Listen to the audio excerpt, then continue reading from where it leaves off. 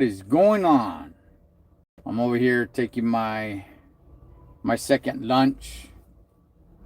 You know, I gotta say this, dog. We are in the middle of winter, right? Here in SoCal. Well, I mean, we're in the middle of winter, period. I'm just saying, but here in SoCal, dog, it is warm. It's not hot, but it's warming up. I'm wearing shorts today. I'm wearing shorts today with a short sleeve. We had a nice little cold period, but it's actually pretty warm. It's not hot. I want to make that clear. It's not hot, but it's not cold either. What's up, Party Familia? Is it cold over there where you're at, Artie? Because I'm telling you, dog, here in SoCal, it is not cold. For a good maybe 3 weeks, we are in winter. I don't know if people know this. We are in the middle of winter. And for like a good 3 weeks, it was cold. It rained. But I'm telling everybody, dog, it is not cold. And it hasn't been. It's been nice. It's been sunny. You could wear shorts. You could wear tank tops. It's not hot either. But definitely not cold.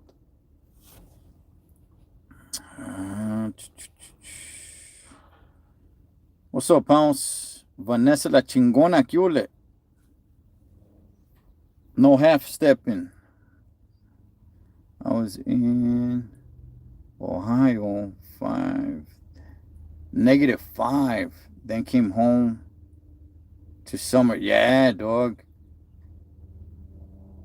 Yeah, I mean, the rest of the country is like straight ice. I used to. I don't anymore. I don't really go that far anymore. I go into Nevada every once in a great while. Go into Arizona, but I used to go out to Georgia. Been through Kansas and Missouri, and those places can get pretty damn cold, dog. But I've never been to like the northern part of the country, like Wyoming, Montana, the Dakotas. And I'll tell you guys this, dog. I'll tell you guys this. Kansas, the state of Kansas, not Kansas City. I'm not talking about Kansas City, Missouri. I'm talking about the state of Kansas is the most boring state to truck it in. I haven't even trucked it through every state, but I would just say Kansas, hands down, is got to be the most boring state. Everything is flat and everything looks exactly the same. You could truck it for an hour. And what it looked like an hour before, it looks exactly the same. Nothing. Nothing at all. It's going to drop down a little in the 60s. That'd be cool, dog. Dodger blue skies in the bay. Let me see. Where are you trucking at today? Right now, I'm in Riverside, Holmes. I'm in Riverside. I just came... I came back from Nevada this morning, and I'm in Riverside. Maxine, what's going on, girlfriend? Haven't seen you in a live for a minute. I think bravo. All right, so let me see. Damn, tornadoes, those things in Kansas. Yeah, man, Kansas is by far the most boring state I've ever been through. Ever. And I will say it right now, dog. I think I've never been through Montana. I've never been through Wyoming. But here's the thing, though. I've never been through the Dakotas either. But here's the thing. I think aesthetically, it's more pleasing to the eyes. I think there's more to see. Like, for instance, one of my favorite states to truck it through is Utah. Now, is there a lot going on in Utah? No, there isn't. But just seeing the rocks, the mountains, the colors, the shapes, you're amazed by it. Like, damn, look at this. Damn, look at that. Look how the rock is shaped. You're at least entertained by that. Kansas is just flat grass as far as the eye can see, and it seems like it's never ending. Drew through salt flats in Utah. Yes, the Wizard of Oz. It's good to see. Spent 4 summers there with my mom and brothers in Kansas. Oh gosh, darn it, dog. Kansas City, Missouri is pretty cool, but Kansas State, I don't know, dog. Anyway, check this out. If you guys, I did a live last night, talking about the Pro Fernandez interview, and I think I mentioned, I don't remember, but I'm pretty sure I mentioned the story that happened about 2 weeks ago. I didn't really get into detail because I got into another story where parents beheaded their kids, dog, right? And their whacked out friend that was over there making excuses for the mom. But about 2 weeks ago, some dude killed his wife, his daughter, left his other daughter for dead, and then killed himself. Let me see. Let me go ahead and play this real quick. Watch out. A family is left in shock after a murder-suicide in Lakewood this week. Sheriff's detectives say the father shot and killed his wife and youngest daughter before turning the gun.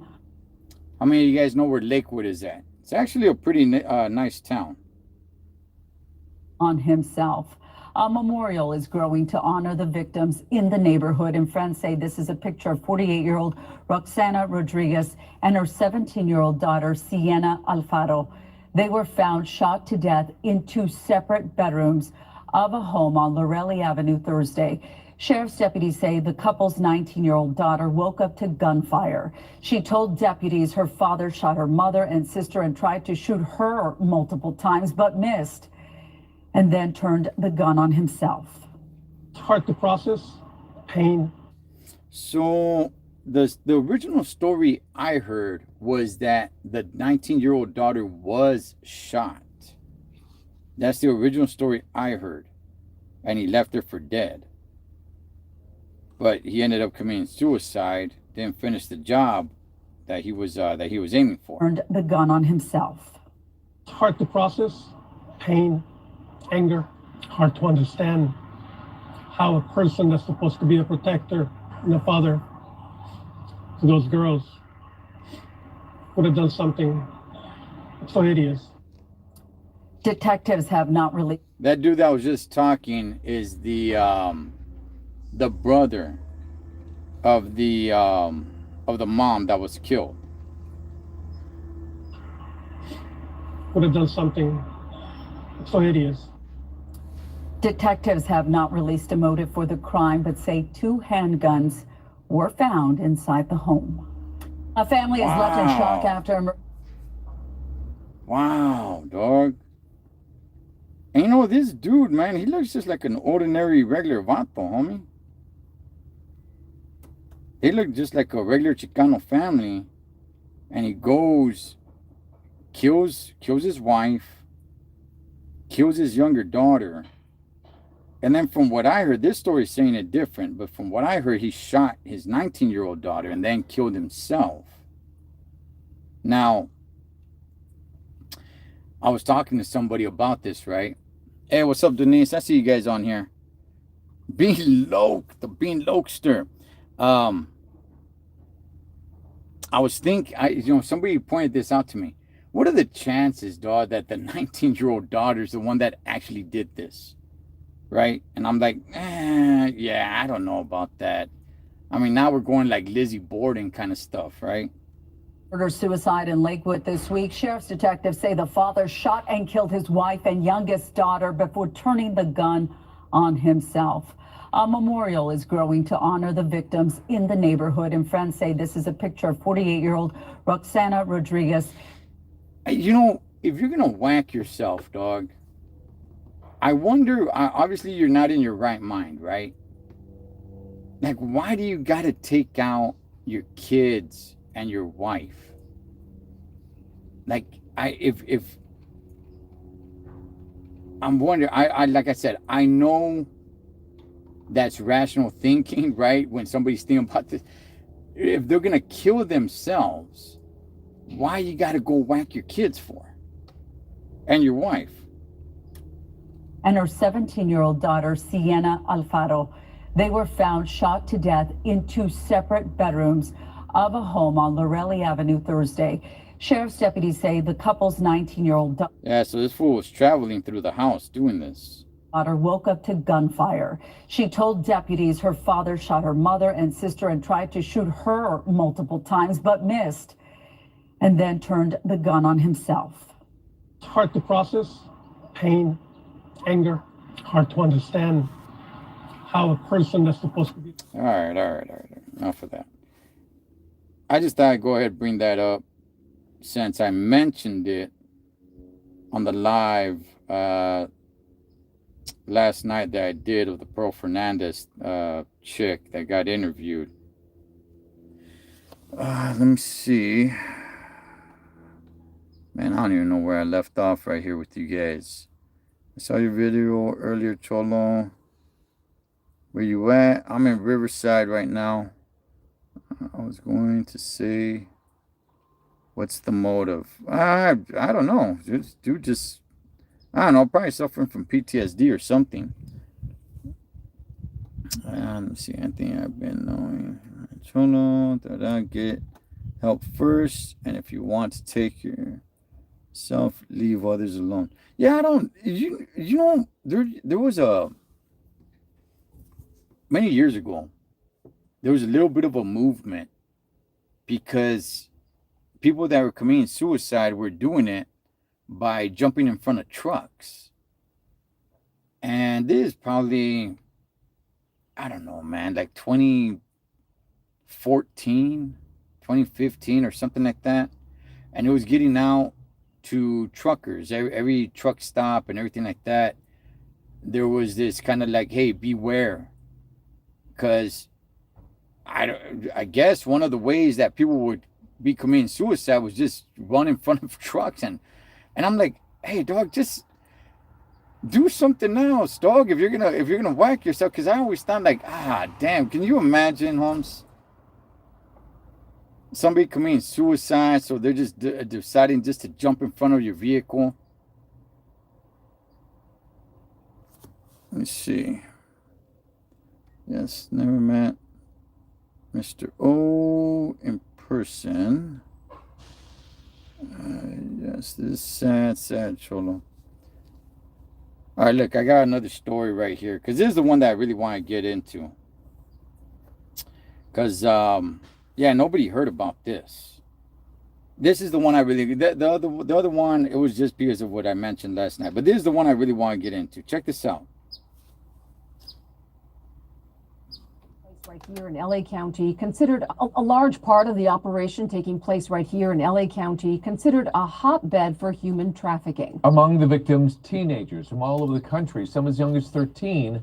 And Eyewitness News reporter Sid Garcia is live in downtown LA with all the details. Sid. It's the 12th year in a row that this task force has been going after human traffickers. And in this latest one that happened about a week and a half ago, they made hundreds of arrests. Okay, they arrested 600 people involved of this human trafficking and apparently rescued about 170 people. Now, I don't know if you guys know this, but there's been people that have been capturing sexual activities around their front lawns and stuff through their freaking cameras that they have set up at home.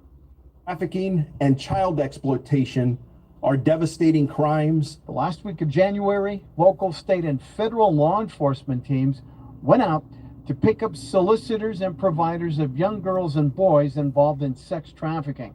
They call it Operation Reclaim and Rebuild. Statewide, more than 600 arrests were made.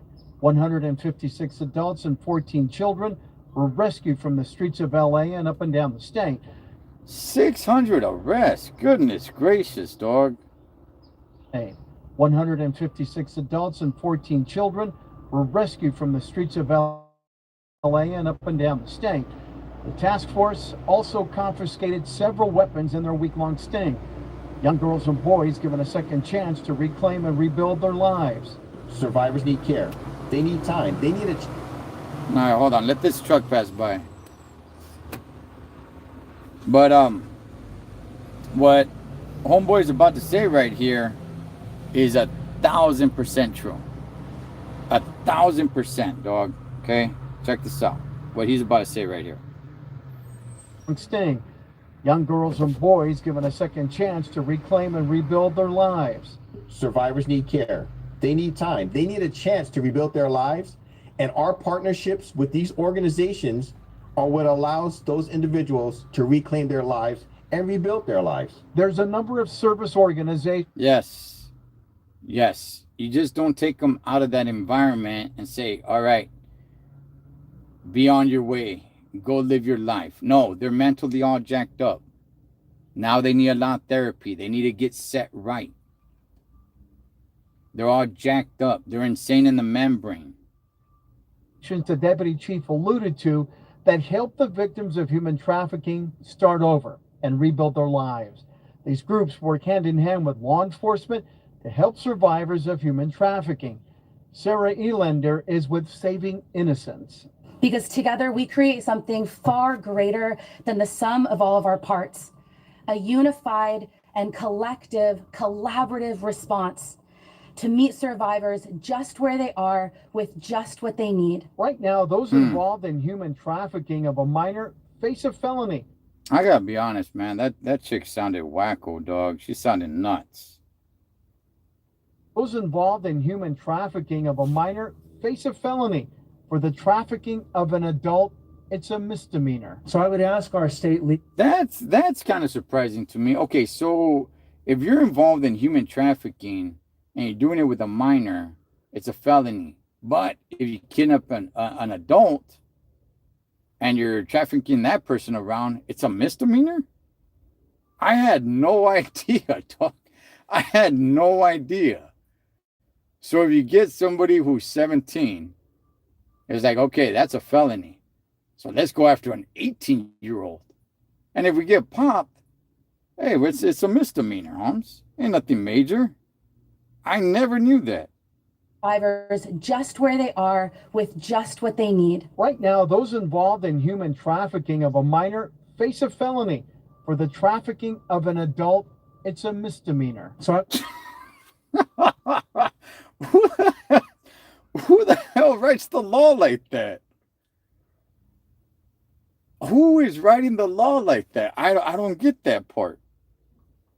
I would ask our state leaders who actually created the felony dealing with minors involved with human sex trafficking to also go ahead and make it all of human sex trafficking is a violent and serious offense. Wow. So if you suspect human trafficking may be going on where you live, or you may know a victim of human trafficking, the easiest thing you can do to help that victim out, call 911 and report it.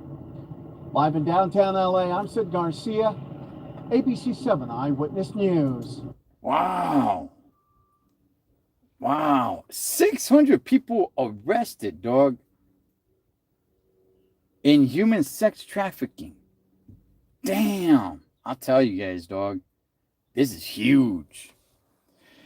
But that tripped me out. That tripped me out. Hey, sex traffic a minor. I get that part, right? Because, okay, you're dealing with kids. I understand that. That's even more egregious. But if you kidnap an adult, it's a misdemeanor. Oh, dog. Oh, man. I'll tell you, dog. Everyone is insane except for me. Everyone is insane except for me.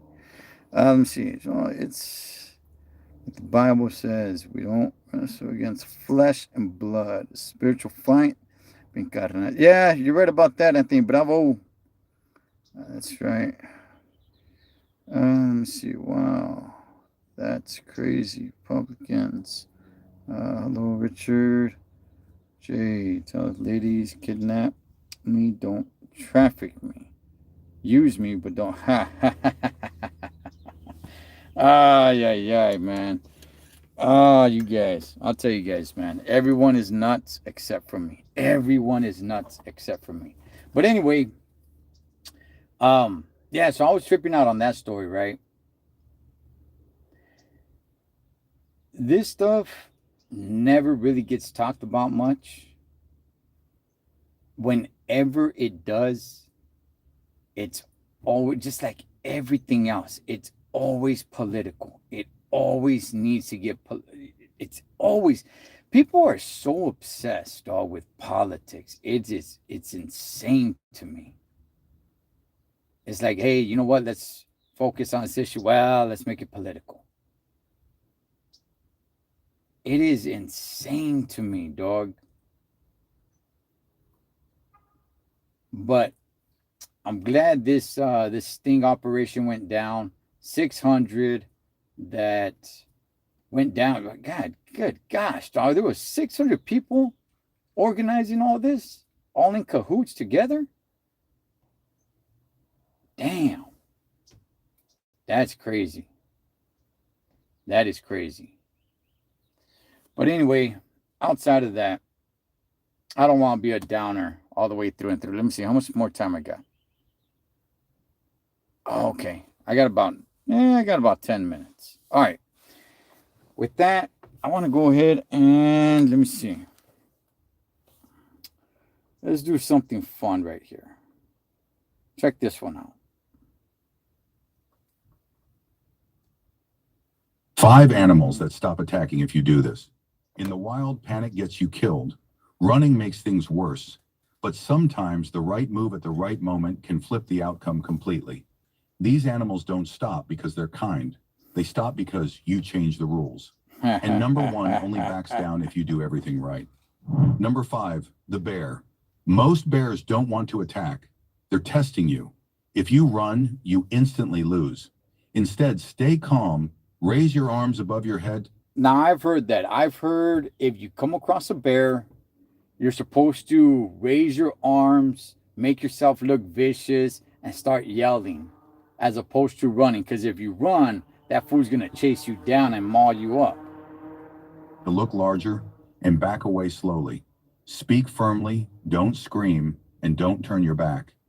In many encounters, the bear decides you're not worth the risk and walks away. Number 4. You know what? When you come across like a big ass animal like that, you really got to be in control of your emotions for you just to say like, okay, this is the smart thing to do, as opposed to, you know what? I'm booking it. I'm gone, man. I think most people would just take off running, which, as they say right here, is the worst idea or the worst thing to do. The gorilla. For a gorilla, direct eye contact is a declaration of war. If one approaches you, staring back is the worst possible move. Lower your head, look at the ground, make yourself appear submissive. This signals respect. All right, so if you come across a gorilla, I don't know where you will be to come across a gorilla. Make sure you don't mad dog that vato, homie. All right, because that fool's gonna want to see what time it is, Holmes. They're saying just look down, look submissive. Not weakness. Most of the time, that single gesture is enough to end the confrontation. Number 3, the bull. It's not the color red that triggers a bull, it's posture and eye contact. Staring directly. Hey, why do they use the color red? I've heard numerous of times that bulls aren't really aggravated with the color red.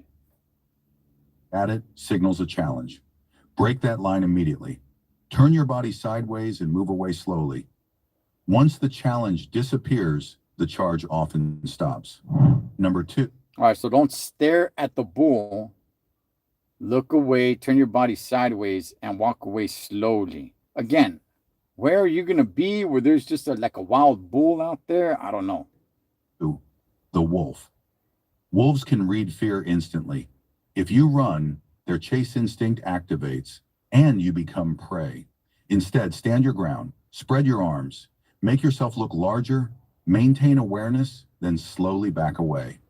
When wolves realize you're not an easy target, they usually disengage. Before we reveal number 1. Okay. All right, I'll tell you guys this about wolves, right? Because they're dogs, okay? I'll tell you this about wolves, Holmes. If it's one wolf, I don't know, dog. I mean, I'm not saying I would want to engage in a fight, but if it's just one wolf, I think I could get the better of that vato, dog. If it's just one. Now, if you got all these punk ass little homies with them, well, then they're gonna jump you, dog, and game over, right? But if it's just one, I don't know, man. I think I'll take that dude down. If you've ever wondered how small decisions can mean survival, like this video and subscribe, because knowledge saves lives. Yes, yeah, no, House. I'm not saying it's gonna be easy. I'm not saying it's gonna be easy, dog. Okay. I'm not saying like, like a coyote. Like some people are freaked out about coyotes. It's like, man, coyotes are a little small, and I come across coyotes all the time. Right, we're going through the desert. First of all, coyote is not gonna, he ain't gonna loke up on you. He's gonna be scared, right? A wolf, probably, yes. I'm not saying I would want to engage in a fight with a wolf and some sort of altercation with a wolf, but I'm just saying I like my chances as opposed to some of these other animals that they put out there, and I think I will get the better of the wolf. Definitely, I'll be damaged. That's for damn sure. Number 1, the mountain lion, cougar. Cougar. Yeah, dog. I came across a cougar one time, Holmes. You go hiking and cycling up in the mountains. Oh man, you might see them in the distance. If you ever see one close by, dog, just turn around because they will jump out of the bushes, man. Cougars are ambush predators. They prefer to strike from behind. Never turn your back. Never crouch. Maintain direct eye contact. Make yourself look as large as possible and speak in a firm, loud voice. Back away slowly while holding that stare. In many cases, the cougar rethinks the attack and chooses to disappear instead. Most men are told. See, okay. I want to know how many of you guys are actually in control of yourselves, where if you come across an animal, you're going to follow those rules, or are you just going to freak out and start running? Because like I said right there, that's the worst thing you can do. The animal will chase you down and maul you down. The wolf, like I said, I think that's probably like the least. I think I could take a wolf. Not easily. And I'm saying that I would want that challenge. But the other ones, maybe the mountain lion, you probably stand a chance. But damn, dog, with the claws and everything, yeah, it's going to be rough. Let's see. Man, I don't even know where I left off. Let's see. Understand. Right. Just take care of yourself. Spencer, I don't even know where I left off. Let me see. Cholo, a wolf only. One will go because wolves run in packs. Yeah, they run in packs. That's why I'm being specific. If it's just him, if it's just one, all right. Word for it. Let's see. And you'll be in my prayers and physical therapy, QB. I'm a badass against Richard. What's up, Richard? I got my ticket to opening day, homie. I will be there opening day. Dog, those tickets went up. Man, tickets to opening day at Dodger Stadium are through the roof. But I'll be there. It's a tradition. The only cougar I see on the Bay Area at the local. Oh, look at you, Artie. Look at you, man. Those are tough to fight as well, Artie. Those are tough to fight as well, man. They will leave you, you know what I mean, crippled. Cholo versus Wolf. Hey, I'm not looking for that confrontation. I'm just saying, If we're in the wilderness and it comes to it, I think I could take the wolf, dog. I think I could take the wolf. Their lunch. How about a kangaroo? Oh, you know, I seen that video. I'm sure you guys have seen it. There's a few videos of dudes that throw down with kangaroos in the wild out in Australia. I think the last one I saw was the kangaroo captured somebody's dog and it was holding the dog, right? And the dude was like, man, let go of my dog, let go of my dog. And he socked the kangaroo, like straight socked him, give him a good right. And the kangaroo like dropped the dog and the kangaroo like, I don't know, like stepped forward to him. And this dude's acting like he's puts his dukes up, Holmes. Puts his dukes up like he's about to get down with this kangaroo. You know what I mean? He starts moving and ducking and everything. The kangaroo didn't really do much. Nah, not a kangaroo. Like if a kangaroo really wants to throw it down, it's over, dog. It's over. Kangaroos kick hard from what I heard. Yeah, I'll be too scared and run. And you know what, Vanessa? I think most people might. And like they said on there, that's the worst thing you can do. That's the worst thing you can do. But at the same time, like your human instinct just kicks in that you're in danger. And it's like, damn, let me turn around and just run. When that's the worst thing you can do, you know? So I think everybody can say, okay, I'll follow that. But when you really find yourself in that situation, damn, yeah, it changes the game. Especially like if you walk and you see a bear like standing right in front of you. It's like, are you really gonna throw your arms up and start yelling at the bear? I don't know, man. I don't know. Let's see. Where am I? Okay. I got about 2 more minutes. Yes, it's me, Vanessa. Been feeding to homeless cats. They know me. Oh, man. Where I live, it's an alley. There's all kinds of cats. There's actually not as many cats as there used to be once upon a time. I used to have a crazy cat lady that lived next door to me.